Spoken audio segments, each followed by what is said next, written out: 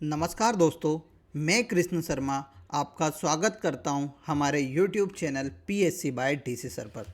दोस्तों, जैसा आप सभी को पता है, आप सभी के लिए MP प्रीलिम्स 2026 के लिए हमारे द्वारा 50 डेज MCQ सीरीज लाई गई थी, जिसके अभी तक टोटल लेक्चर 6 कंप्लीट हो चुके हैं। आज हमारा लेक्चर नंबर 7 है। दोस्तों, कभी अभी आपने ये सीरीज देखना स्टार्ट नहीं की है तो देखना स्टार्ट कर दीजिए, क्योंकि मैं यकीन दिलाना चाहूँगा कि 60 नंबर का पेपर सीधा इसी MCQ सीरीज से आपको देखने को मिलेगा। और कभी एक भी बार आपने MCQ लगा लिए तो आपको तुक्का लगाने की कभी भी ज़रूरत नहीं पड़ेगी। आप सभी को पता है नेगेटिव मार्किंग आ चुकी है, तो हमें ज़्यादा से ज़्यादा नेगेटिव मार्किंग से बचना है। तो इसीलिए मैं आपसे कहना चाहूँगा कि इस सीरीज को जो सिंसियर होकर डेली पढ़ रहे हैं, तो देखिए डेली पढ़िए। मेरा यही मानना है कि selection is equal to discipline, यानी सिलेक्शन तभी होगा जब आप लोग डिसिप्लिन में रहेंगे। और डिसिप्लिन यानी कौन सा डिसिप्लिन, तो कि डेली मैं क्लास ले रहा हूँ सर, ऑन टाइम पे लेता हूँ, मैं बिल्कुल भी टाइम ऊपर नीचे नहीं करता हूँ, मैं प्रॉपर देख के सोता हूँ। मैंने टाइम बना लिया है कि मैं बिना देखे नहीं सोऊंगा इसको। तो ऐसा जो डिसिप्लिन आप निभा रहे हैं, ऐसा नहीं कि आज देख लिया कल नहीं देखूंगा, चलते फिरते कभी देख लूँगा, नहीं। आपको बिल्कुल एक टू टाइम देखना चाहिए, साथ में से नोट करना चाहिए, क्योंकि 60 नंबर कम नहीं होते हैं। और कभी आपको यकीन ना होना तो पिछले साल की मैंने एक रोटी सीरीज चलाई थी, उस रोटी सीरीज को आप देखना, और जब आप प्रीवियस ईयर का पेपर देखेंगे तो आपको लगेगा कि सर ने जो पढ़ाया था वही हमारे एग्जाम में आया है। तो इसीलिए सीरीज को बिल्कुल भी स्किप मत कीजिए। आइए स्टार्ट करते हैं बिना कुछ देरी किए हुए। हमारा पहला प्रश्न है, मध्य प्रदेश में बुंदेलखंड प्रदेश की सबसे ऊंची चोटी सिद्ध बाबा, क्या नाम है, सिद्ध बाबा, पहाड़ी की ऊंचाई कितनी है? तो देखिए, आप सभी को पता है कि जो बुंदेलखंड एरिया है, वह बुंदेलखंड एरिया मुख्य रूप से मध्य प्रदेश और उत्तर प्रदेश में हमें विस्तारित देखने को मिलता है। कहाँ कहाँ पर? मध्य प्रदेश और उत्तर प्रदेश में। जब हम बुंदेलखंड की सबसे ऊंची चोटी की बात करते हैं तो ललितपुर के निकट हमें एक चोटी देखने को मिलती है, उसका नाम है सिद्ध बाबा। क्या नाम है? सिद्ध बाबा उस चोटी का नाम है। और यहाँ सिद्ध बाबा की जो टोटल ऊंचाई है वह है 1172 मीटर। कितनी है? 1172 मीटर, जो कि बुंदेलखंड प्रदेश, पूरे बुंदेलखंड प्रदेश की सबसे ऊंची चोटी है। तो सिद्ध बाबा की पहाड़ी की कितनी ऊंचाई है? 1172 ऊंचाई है। जब हम मध्य प्रदेश में बात करते हैं कि मध्य प्रदेश में बुंदेलखंड की जो बुंदेलखंड प्रदेश है उसकी सबसे ऊंची चोटी कौन सी है, तो उसकी हम बात करते तो उसका नाम है गुडविल। क्या है? गुडविल। या हम उसे बोल सकते हैं सद्भावना शिखर। क्या बोल सकते हैं? सद्भावना शिखर उसे बोल सकते हैं। इसकी ऊंचाई हमें कितनी देखने को मिलती है? 752 मीटर देखने को मिलती है। ठीक है, तो याद रखना, पूरे बुंदेलखंड प्रदेश की सबसे ऊंची चोटी है सिद्ध बाबा, जिसकी ऊंचाई है 1172। मध्य प्रदेश में बुंदेलखंड की सबसे ऊंची चोटी है गुडविल सद्भावना शिखर, जिसकी ऊंचाई है 752 मीटर। 1350 मीटर मध्य प्रदेश की सबसे ऊंची चोटी धूपगढ़ की ऊंचाई है, जो कि किस पर्वत श्रृंखला पे हमें देखने को मिलती है? सतपुड़ा पर्वत श्रृंखला पर देखने को मिलती है। ठीक है, अगले प्रश्न पे चलते हैं। ताप्ती नदी की कुल लंबाई कितनी है? कल ही अपन ने देखा था ताप्ती नदी के बारे में, और जितने फैक्ट मैंने बताए थे उन्हीं फैक्ट से आपको यह प्रश्न भी बन जाएगा। तो मैंने कल आपको बताया था कि भैया एक ताप्ती नदी है जो बैतूल के मुल्ताई से निकलती है, मध्य प्रदेश महाराष्ट्र में बहती हुई ये वापस महाराष्ट्र में प्रवेश करती है, और महाराष्ट्र के बाद ये गुजरात में जाके खंबात की खाड़ी में क्या हो जाती है? समाप्त हो जाती है। ये कहाँ से निकलती है? तो बैतूल जिले से निकलती है, बैतूल के मुल्ताई नामक स्थान से। फिर मैंने बताया था कि भैया इसमें टोटल आपकी बताई थी कि इसकी टोटल लंबाई मैंने बताई थी 724 किलोमीटर। कितनी बताई थी? 724 किलोमीटर। इसका सबसे ज़्यादा एरिया है वो हमें कहाँ पर देखने को मिलता है? महाराष्ट्र राज्य में देखने को मिलता है। ये बात मैंने बताई थी। फिर मैंने इसको आपका बताया था कि इसका अपवाह क्षेत्र कितना है, तो लगभग मैंने 65,000 के लगभग बताया था। कितना बताया था? 65,000 के समथिंग इसका अपवाह तंत्र मैंने आपको बताया था। इसके ऊपर अपन ने डैम देखे थे, तो एक डैम बना हुआ था पारस डोहर डैम, फिर दूसरा अपन ने देखा था चंदूरा डैम। ये दोनों डैम हमें बैतूल में देखने को मिलते हैं। ठीक है, फिर मैंने इसके ऊपर एक आपको गुजरात में ही परियोजना बताई थी, आप सभी को पता होगी, स्वाली बंदरगाह जहाँ पर बना हुआ है, तो स्वाली परियोजना भी उसे बोला जाता है। ठीक है, ये मध्य प्रदेश का एक शहर है बुरहानपुर। वह बुरहानपुर शहर कहाँ पर बसा हुआ है? तो ताप्ती नदी के किनारे बसा हुआ है। तो इसकी टोटल लंबाई है 724 किलोमीटर। इसे किस नाम से जानते हैं? सूर्यपुत्री के नाम से जानते हैं। किस नाम से जानते हैं? सूर्यपुत्री के नाम से जानते हैं। इसकी सहायक नदी की बात करी थी तो मैंने बताया था पूर्णा इसकी सबसे बड़ी सहायक नदी है। उसके बाद मैंने एक और बताई थी बघोरा इसकी एक अलग सहायक नदी है।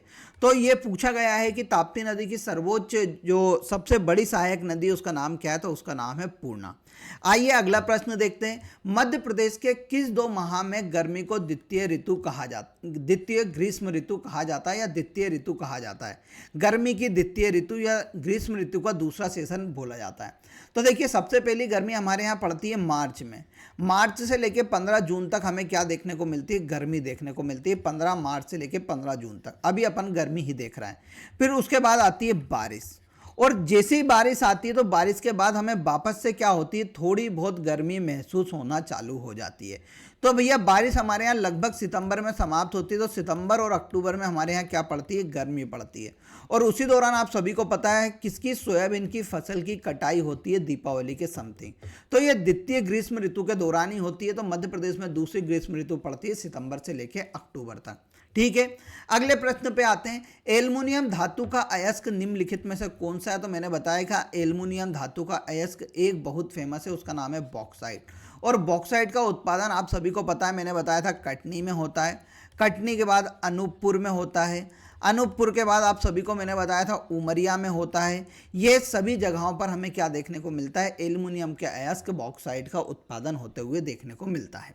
अगले प्रश्न पे चलते हैं। मध्य प्रदेश राज्य खनिज निगम की स्थापना कब हुई थी? तो मध्य प्रदेश राज्य खनिज निगम की स्थापना 1962 में होती है।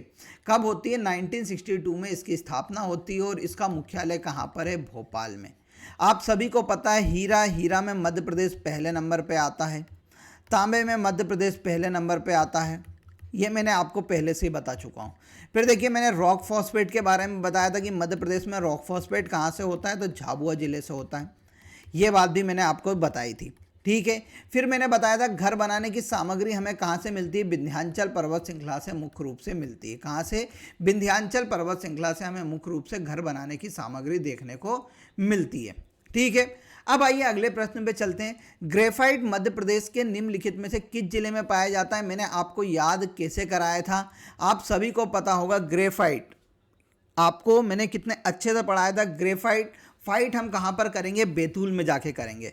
ठीक है, जो हमसे तू तड़ाके करेगा हम उससे ही फाइट करेंगे। तो बैतूल हमारे साथ तू तड़ाके कर रहा है तो हम उसके साथ क्या करेंगे? फाइट करेंगे। तो बैतूल से हमें क्या मिलती है? ग्रेफाइट मिलती है। याद रखना। टंगस्टन कहाँ से मिलती है? बहुत इंपॉर्टेंट है। जो किस में इस्तेमाल होती है? बल्ब में इस्तेमाल होती है फिलामेंट बनाने में। यह टंगस्टन हमें नर्मदापुरम जिले से मिलती है। कहाँ से मिलती है? नर्मदापुरम जिले से हमें मुख्य रूप से मिलती है। कटनी से हमें क्या मिलता है? चूना मिलता है, इसीलिए उसे चूना नगरी के नाम से भी जाना जाता है। सिवनी से हमें क्या? छिंदवाड़ा से हमें, तो छिंदवाड़ा से हमें कोयला मिलता है। कोयला के बाद आप सभी को पता होगा थोड़ा बहुत मैग्नीज मिलता है और थोड़ा बहुत तांबा हमें यहाँ से मिलता है। ठीक है, अब हम आगे बढ़ते हैं। आगे बढ़ के मैं बता देता हूँ कि MPPSC प्रीलिम्स 2026 का हमारा बैच चल रहा है। मात्र 999 में यहाँ मिल रहा है। इसके बारे में आपको कोई भी जानकारी चाहिए तो हमारे दिए गए नंबर पर कांटेक्ट कर सकते हैं या हमारी एप्लीकेशन को डाउनलोड कर सकते हैं। देखिए बच्चों, अभी बची है DC सर की याद कराने वाली क्लासेस। DC सर की याद कराने वाली क्लासेस बची हुई हैं, तो बिना कुछ देरी किए हो इसे ज्वाइन कर लो। क्योंकि DC सर ने प्रीवियस ईयर में जो 75 क्लास आपकी समथिंग ली थी याद कराने वाली, वहाँ क्लासेस भी आपको फ्री ऑफ कॉस्ट इसमें मिलने वाली हैं। और अब सर आगे भी आपको याद ही कराएंगे। तो मेरा ये मानना है कि आप लोग क्या कीजिए, आप लोग इस कोर्स को ज्वाइन कर लीजिए। क्योंकि DC सर जो याद कराते हैं आप सभी को पता है आपके लिए कितना लाभदायक होता है। तो बिना कुछ देरी किए हमें क्या करना है? इस कोर्स को ज्वाइन करना है। क्योंकि हमें सिलेक्शन लेना है। कभी आपने अभी भी पढ़ना चालू नहीं किया हो तो DC सर ने जो क्लासेस में आपको याद कराया है, आप क्या कीजिए? उनको याद करना स्टार्ट कर दीजिए। ठीक है, अब आगे बढ़ते हैं। आगे देखते हैं, मोहर उपबेसिन निम्नलिखित में से किस कोयला क्षेत्र में स्थित है? क्या पूछा हुआ है? मोहर उपबेसिन निम्नलिखित में से किस कोयला क्षेत्र के अंतर्गत है? तो यहाँ है सिंगरौली कोयला क्षेत्र के अंतर्गत आता है। सिंगरौली कोयला क्षेत्र क्यों फेमस है? तो मैंने बताया था कि मध्य प्रदेश में सबसे मोटी परत कोयले की सबसे मोटी परत हमें कहाँ पर दिखने को मिलती है, तो सिंगरौली में मिलती है। और सिंगरौली का जो कोयला है वह बहुत अच्छी क्वालिटी का है, इसीलिए यहाँ पर एनटीपीसी द्वारा विंध्याचल पावर प्लांट लगाया गया है, जो कि भारत का सबसे बड़ा पावर प्लांट है। ठीक है, फिर देखिए सोहागपुर कोयला क्षेत्र तो मैंने बताया था उमरिया जिले में यह पड़ता है और यह मध्य प्रदेश का सबसे बड़ा कोयला क्षेत्र है। मध्य प्रदेश का सबसे बड़ा कोयला क्षेत्र ये क्या है, उसका नाम है सोहागपुर कोयला क्षेत्र। उमरिया कोरार कोयला क्षेत्र, तो उमरिया कोरार कोयला क्षेत्र आप सभी को पता है कहाँ पर पड़ता है, तो ये मुख्य रूप से आपको देखने को मिलेगा कहाँ पर, उमरिया जिले में। कहाँ पर मिलेगा, उमरिया जिले में। फिर मोहपानी कोयला क्षेत्र की हम बात करते हैं तो मोहपानी कोयला क्षेत्र मैंने कल भी बताया था कि नरसिंहपुर जिले में मिलता है। कहाँ पर, नरसिंहपुर जिले में इसका विस्तार मिलता है और इसी के निकट आप सभी को पता होगा गाडरवाड़ा ताप विद्युत केंद्र लगाया गया है एनटीपीसी के द्वारा। किसके द्वारा, एनटीपीसी के द्वारा गाडरवाड़ा ताप विद्युत केंद्र कहाँ पर लगाया गया है, तो आपको याद रखना है वो लगाया गया है मोहपानी कोयला क्षेत्र के नज़दीक ही। फिर मैंने एक और बताया था पाथरखेड़ा कोयला क्षेत्र। पाथरखेड़ा कोयला क्षेत्र आपको कहाँ पर बताया था, तो मैंने बताया था आपको बैतूल में। कहाँ पर पड़ता है, बैतूल में, जिसके निकट सतपुड़ा ताप विद्युत केंद्र लगाया गया है। फिर उसके बाद मैंने आपको बताया था एक और जिसका नाम था कानन कोयला क्षेत्र। तो कानन कोयला क्षेत्र हमें कहाँ पर मिला था, तो कानन कोयला क्षेत्र मैंने बताया था छिंदवाड़ा जिले में। कहाँ पर बताया था, छिंदवाड़ा जिले में बताया था। तो ये मध्य प्रदेश के प्रमुख कोयला क्षेत्र है, इनके बारे में आपको याद रखना है। अब आगे आइए, मध्य प्रदेश में जेट्रोफा से बायोफ्यूल बनाने का संयंत्र निम्नलिखित में से किस जिले में लगा हुआ है, तो देखिए जेट्रोफा से बायोफ्यूल बनाने का सरकारी संयंत्र मध्य प्रदेश के मंडला जिले में लगाया गया है। कहाँ पर लगाया गया है, मंडला जिले में लगाया गया है।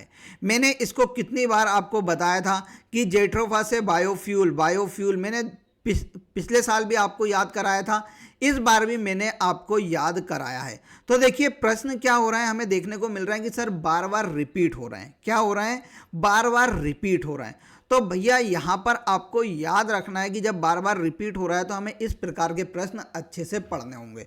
देखिए जबलपुर में आपको कैसे, तो हेवी व्हीकल फैक्ट्री आपको मिलेगी। क्या मिलेगी, हेवी व्हीकल फैक्ट्री आपको देखने को मिलेगी, जो कि किसकी है, यहाँ पर बाहरी वाहन बनाए जाते हैं आर्मी के। फिर देखिए रीवा में आपको क्या मिलेगा, तो रीवा में मैंने बताया था कि यहाँ पर आपको मुख्य रूप से सीमेंट उद्योग देखने को मिलेंगे। क्या मिलेंगे, सीमेंट उद्योग देखने को मिलेंगे। ठीक है, अब आगे आइए, आगे बढ़ते हैं और अगला प्रश्न हम देखते हैं। अगला प्रश्न है गांधी सागर बांध। क्या है, गांधी सागर बांध से नेहरू के द्वारा सर्वप्रथम सिंचाई निम्नलिखित में से किस वर्ष प्रारंभ की गई थी, तो सबसे पहले आपको याद होना चाहिए गांधी सागर बांध कहाँ पर है।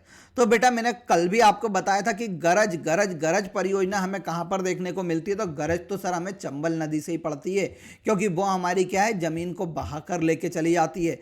तो गरज हमें चंबल नदी से पड़ती है, तो उस पर 3 बांध देखने को मिलते हैं। एक मिलता है गांधी सागर, दूसरा मिलता है राणा प्रताप और तीसरा मिलता है जवाहर सागर। ये 3 परियोजना हमें कहाँ पर मिलती है, चंबल नदी के ऊपर देखने को मिलती है। ये तीनों परियोजना मध्य प्रदेश तथा राजस्थान की संयुक्त परियोजना है, जिसकी कुल क्षमता 386 मेगावाट है। कितनी है, 386 मेगावाट है। गांधी सागर परियोजना की हम बात करते हैं तो यह मध्य प्रदेश के मंदसौर जिले में स्थित है। कहां पर स्थित है, मंदसौर जिले में। इसका नाम भारत की पूर्व प्रधानमंत्री इंदिरा गांधी के नाम पर रखा गया है। किसके नाम पर रखा गया है, इंदिरा गांधी के नाम पर रखा गया है। यह एशिया का पहला बांध है जो पूर्णतः मानव निर्मित है। एशिया का पहला बांध है जो पूर्णतः मानव निर्मित है। तो याद रखना कि यह कौन सा है, तो गांधी सागर बांध है। देखिए यहाँ पर एक और बात बताता हूँ कि 1954 में जवाहरलाल नेहरू ने इस परियोजना की शुरुआत की थी कि इस परियोजना को बनाया जाना चाहिए। जिसके बाद हम देखते हैं कि 1960 में पहली बार यहाँ पर नेहरू द्वारा सिंचाई कराई गई थी। क्या कराई गई थी, नेहरू के द्वारा सिंचाई कराई गई थी। गांधी सागर परियोजना भारत की व मध्य प्रदेश की एक बहुउद्देशीय परियोजना है, जिसका एक से ज़्यादा उद्देश्य है। ठीक है, अब हम आगे बढ़ते हैं। अमरकंटक तापीय विद्युत केंद्र किस कोयला क्षेत्र में स्थित है, तो अमरकंटक भैया कहाँ पर है, तो अमरकंटक आप सभी को पता है, अमरकंटक से नर्मदा नदी निकलती है। तो ये कहाँ पर पड़ेगा, हमें मुख्य रूप से अनूपपुर जिले में देखने को मिलेगा। कहाँ पर देखने को मिलेगा, अनूपपुर जिले में देखने को मिलेगा। जब हम बात करते हैं तो इसके निकट सोहागपुर, तो सोहागपुर कहाँ पर पड़ता है, तो मैंने बताया था उमरिया में पड़ता है। कहाँ पर पड़ता है, उमरिया में। तो जो उमरिया का सोहागपुर कोयला क्षेत्र है, वहीं वहीं से अमरकंटक ताप विद्युत केंद्र को क्या पहुंचाया जाता है, कोयला पहुंचाया जाता है। साथ में इसे पानी कहाँ से मिलता है, तो जोहिला नदी से इसमें क्या पहुंचाया जाता है, पानी पहुंचाया जाता है। तो याद रखना सुहागपुर कोयला क्षेत्र से तो कोयला आता है, साथ में जोहिला नदी से इसमें क्या आता है, पानी आता है। तो याद रखना कि सुहागपुर कोयला क्षेत्र से अमरकंटक तापीय विद्युत केंद्र उसके नजदीक में ही स्थित है। अब अगले प्रश्न पे चलते हैं। वर्ष 2023-24 में मध्य प्रदेश मसाला व फसलों के उत्पादन में देश में कौन से स्थान पर रहा था। तो देखिए यहाँ पर पूछा गया है 23-24, तो हम वर्तमान में भी बात करते हैं तो वर्तमान में भी मध्य प्रदेश कौन से नंबर पर है, पहले नंबर पर है। मसाला उत्पादन में वर्तमान में भी मध्य प्रदेश आपको याद रखना है पहले नंबर पे है। अगले प्रश्न पे चलते हैं। गांधी सागर बांध किस नदी पर बना हुआ है, तो बेटा मैंने अभी हाल बताया कि गांधी सागर बांध बना हुआ है चंबल नदी पर। चंबल नदी पर 3 परियोजनाएं गरज से आपको याद रखना है, गांधी सागर, राणा प्रताप और जवाहर सागर। नर्मदा के ऊपर हम बात करते तो नर्मदा के ऊपर आप सभी को पता है ओमकारेश्वर परियोजना है। फिर आप सभी को पता होगा इंदिरा गांधी परियोजना है। फिर आप सभी को पता है महेश्वर परियोजना है इसके ऊपर। फिर आप पता है सरदार सरोवर डैम है इसके ऊपर। रानी अवंतीबाई परियोजना जबलपुर में। फिर आप सभी को पता होगा कि इसके ऊपर एक और है चिंकी परियोजना नरसिंहपुर जिले में। तो ये सभी परियोजना किसके ऊपर बनी हुई है, नर्मदा नदी के। सरदार सरोवर मैंने बताया था 4 राज्यों के बीच में, मध्य प्रदेश, राजस्थान, गुजरात एवं महाराष्ट्र के बीच में। बाकी ये सभी परियोजना किसकी है, मध्य प्रदेश की, जिसमें से ओमकारेश्वर, गांधी सागर ये दोनों हमें खंडवा जिले में मिलती है, महेश्वर खरगोन में मिलती है, रानी अवंतीबाई जबलपुर में मिलती है, चिंकी परियोजना हमें नरसिंहपुर जिले में मिलती है। बेतवा नदी के ऊपर बात करते हैं तो बेतवा नदी के ऊपर मैंने आपको बताया था एक राजघाट परियोजना है और एक बनी हुई है रानी लक्ष्मीबाई परियोजना। रानी लक्ष्मीबाई परियोजना, ये दोनों परियोजना बनी हुई है यूपी यानी ललितपुर के निकट, जो कि मध्य प्रदेश और उत्तर प्रदेश की क्या है, संयुक्त परियोजना है। बेतवा नदी के ऊपर ही यहाँ पर एक सम्राट अशोक सागर परियोजना बनी हुई है, जो कि कहाँ पर बनी हुई है, विदिशा जिले में बनी हुई है। ठीक है। तवा नदी के ऊपर तवा परियोजना चलती है और ये तवा परियोजना कहाँ पर है, तो ये तवा परियोजना हमें नर्मदापुरम जिले में देखने को मिलती है। कहाँ पर, नर्मदापुरम जिले में मुख्य रूप से देखने को मिलती है। तो ये प्रमुख परियोजना है जो किसके ऊपर बनी हुई है, अलग अलग नदियों पर मध्य प्रदेश में बनी हुई है। ये सभी आपको याद होनी चाहिए। अगले प्रश्न पे चलते हैं। उससे पहले मैं बता देता हूँ कि बेटा आप टेस्ट सीरीज लगाने का समय आ चुका है। आपको ज़्यादा से ज़्यादा लोगों को आप टेस्ट लगाने पर फोकस करना चाहिए। मैं जल्दी आपके लिए एक शेड्यूल जारी करने वाला हूं कि 15 मार्च से लेकर 15 अप्रैल तक के लिए आपके लिए एक नई टेस्ट सीरीज आने वाली है। यानी जो एफएलटी टेस्ट सीरीज है उसे हमने रीशेड्यूल किया है। क्या किया है, रीशेड्यूल किया है। अब इस रीशेड्यूल में आपको टोटल 35 टेस्ट मिलेंगे और ये 35 टेस्ट आपको 14 मार्च से स्टार्ट होंगे तो कब तक चलेंगे, 15 मार्च से स्टार्ट होंगे तो 15 अप्रैल तक चलेंगे। आप इसमें डेली आपको 10 बजे एक टेस्ट मिलेगा। 10 बजे आपको उस टेस्ट को लगाना है। अभी आपने कभी इस टेस्ट सीरीज को अच्छे से लगा लिया तो यकीन मानिएगा कि 45 दिन में भी आपके दिन बदल जाएंगे। तो ज़्यादा से ज़्यादा लोगों को इस टेस्ट सीरीज को ज्वाइन कर आप टेस्ट लगाने पर फोकस करना चाहिए, क्योंकि माइनस मार्किंग है तो माइनस मार्किंग से बचने का एक ही तरीका है कि हमें ज़्यादा से ज़्यादा क्या लगाने हैं, टेस्ट लगाने हैं। अगले प्रश्न पे चलते हैं। वर्ष 2022-23 में मध्य प्रदेश बाल बजट को बजट में अनिवार्य भाग के रूप में प्रस्तुत करने वाला देश का कौन सा राज्य है। तो आप सभी को पता है कि मध्य प्रदेश सरकार द्वारा बाल बजट 2022-23 में पहली बार प्रस्तुत किया गया। अब ये वाला प्रश्न एक बार ऐसा पूछा था कि मध्य प्रदेश में बाल बजट पहली बार कब प्रस्तुत किया गया था, तो भैया बाल बजट कब प्रस्तुत किया गया था, तो 2022-23 में प्रस्तुत किया गया था। ठीक है। फिर देखो यहां पर आपको याद रखना है कि उसके साथ ही मध्य प्रदेश कौन सा देश बन गया था, तो मध्य प्रदेश बन गया था भैया पहला देश। कौन सा बना, मध्य प्रदेश पहला देश बन गया था जिसने क्या करा था, बाल बजट को प्रस्तुत किया था। किसे किया था, बाल बजट को प्रस्तुत किया था। आपको कमेंट बॉक्स में बताना है कि बाल बजट के अंतर्गत कितने वर्ष से कम वर्ष के आयु वाले बच्चे शामिल होते हैं, कितने कम वर्ष की आयु वाले बच्चे शामिल होते हैं, ये आपको बताना है इसमें। तो मध्य प्रदेश पहला राज्य था जिसने बाल बजट क्या किया था, प्रस्तुत किया था। साथ में देखो मैंने एक आपके लिए बजट की क्लास ली थी। उस बजट की क्लास में मैंने बताया था कि मध्य प्रदेश सरकार ने कितना बजट दिया है 2026-27 में बाल बजट के अंतर्गत। तो मध्य प्रदेश सरकार का मैंने बताया था कि 4.38 लाख करोड़ का उन्होंने क्या दिया था, बजट प्रस्तुत किया था। जिसके अंतर्गत उन्होंने बहुत सारी योजनाएं आपको दी थी। उसमें बताया था कि मुख्य रूप से किसे कितना पैसा दिया गया है। तो आपको उसी में कमेंट बताना है कि मुख्य रूप से बाल बजट के लिए मध्य प्रदेश सरकार द्वारा कितना पैसा एलोकेट किया गया था। ठीक है, अब अगले प्रश्न पे चलते हैं। जनगणना 2011 के अनुसार मध्य प्रदेश का सबसे कम जनसंख्या घनत्व वाला जिला कौन सा है? तो आप सभी को पता है, डिंडोरी। जनसंख्या घनत्व क्या होता है? तो 1000 वर्ग स्क्वायर किलोमीटर में रहने वाले कुल व्यक्तियों की संख्या को क्या कहा जाता है?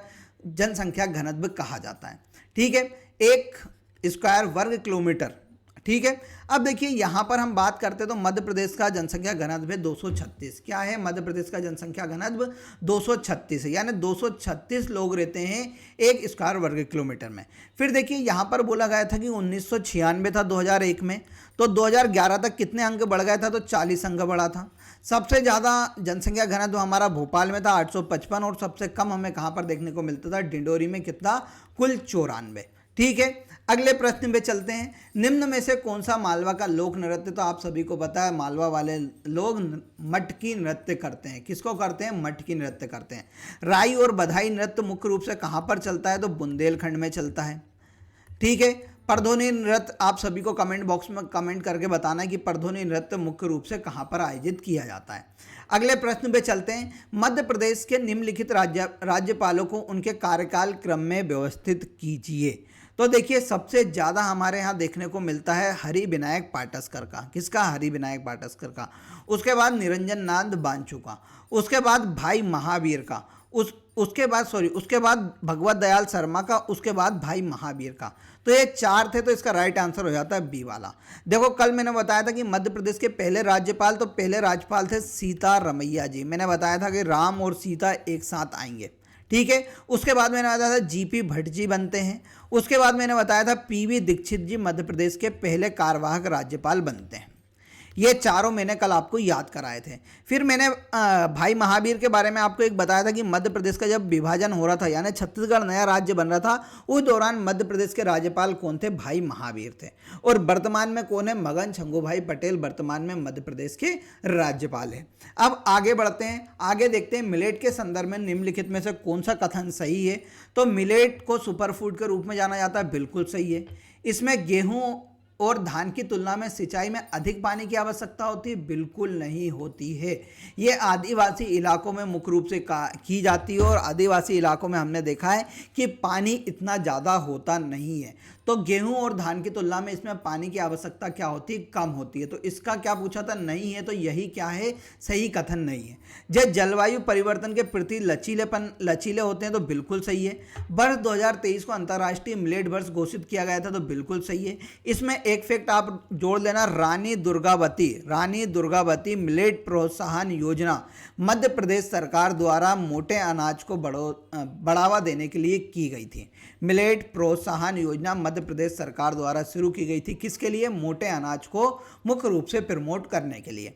अगले प्रश्न पे चलते हैं। मध्य प्रदेश के निम्नलिखित विधानसभा अध्यक्षों का सबसे लंबा कार्यकाल किनका रहा है?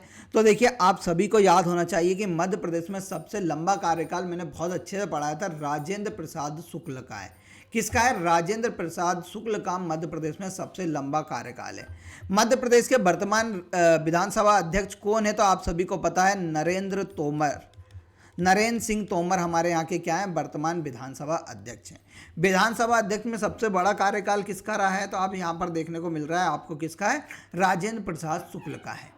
ठीक है, नरेंद्र सिंह तोमर से पहले आप सभी को पता है कौन थे हमारे राज्यपाल? तो विधानसभा अध्यक्ष थे गिरीश गौतम। फिर उनसे पहले हम बात करते तो नर्मदा प्रसाद प्रजापति थे, जगदत्त शर्मा रहे हैं, ब्रजमोहन मिश्र रहे हैं, तिवारी जी रहे हैं। तो मध्य प्रदेश के बहुत सारे क्या रहे हैं? मुख्य रूप से विधानसभा अध्यक्ष रहे हैं। मध्य प्रदेश के पहले विधानसभा अध्यक्ष का नाम था कुंजीलाल दुबे। कौन थे? कुंजीलाल दुबे थे, जिन्हें मुख्य रूप से किस नाम से जाना जाता था? विधि पुरुष के नाम से भी जाना जाता था। ये मध्य प्रदेश के प्रथम कौन थे? विधानसभा अध्यक्ष थे।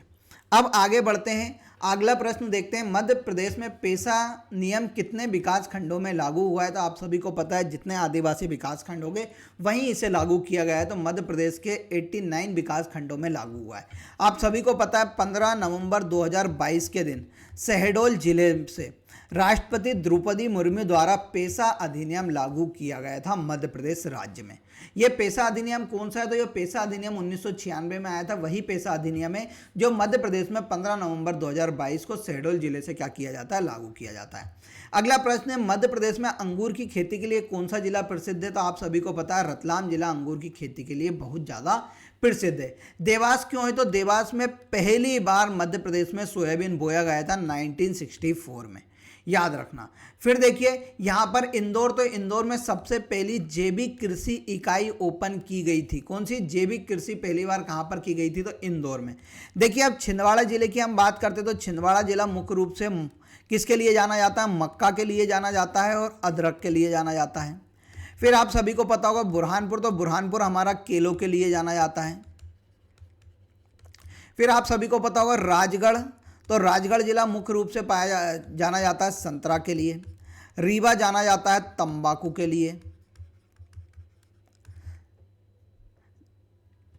फिर देखिए जबलपुर मुख्य रूप से जाना जाता है किसके लिए? तो जबलपुर मुख्य रूप से जाना जाता है किसके लिए? तो जबलपुर जाना जाता है हमारा मटर के लिए।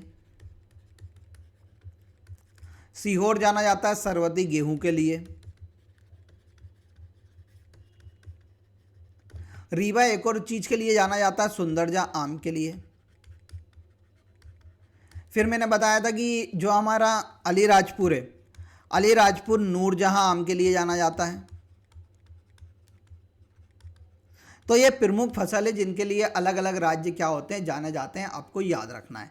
अब अगले प्रश्न पे चलते हैं। अगले प्रश्न से पहले मैं बता देता हूं कि देखिए हमारे द्वारा 1000 प्लस MCQ की सीरीज लाई गई है जिसमें आपको हर एक यूनिट के कितने प्रश्न मिलने वाले? 1000 प्रश्न मिलने वाले। यहाँ PDF आपको मिनिमम कॉस्ट पे हमारी एप्लीकेशन पे मिल जाएगी। आप कुछ नहीं तो यूनिट 9, यूनिट 8 और यूनिट 10 की तो कर ही लीजिए।